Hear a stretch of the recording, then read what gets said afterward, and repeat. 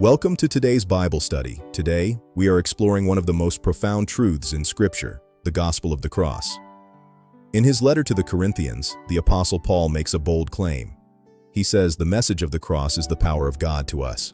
It's the very center of his preaching. Paul deals with a sharp contrast between human foolishness and divine wisdom. The cross displays the worst of man, but the best of God.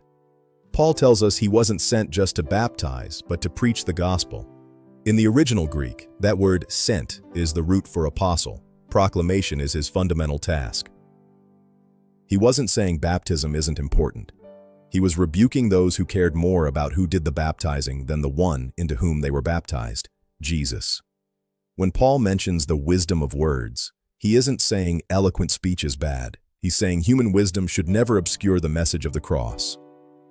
In Athens, Paul used logic and philosophy, but it bore little fruit. So in Corinth, he decided to know nothing except Jesus Christ and Him crucified. Why did this produce more fruit? Because the cross has a power that simple logic lacks. It arrests the attention of the careless and the indifferent. As we study, ask yourself, in what ways might our own elaborate arguments sometimes obscure the simple, powerful message of the cross? Thank you for joining this study. Let's keep the cross at the center of all we do. I look forward to seeing you in our next session. To recap, the cross is the power of God. Our priority is proclamation, and Jesus Christ must always remain the center of our message.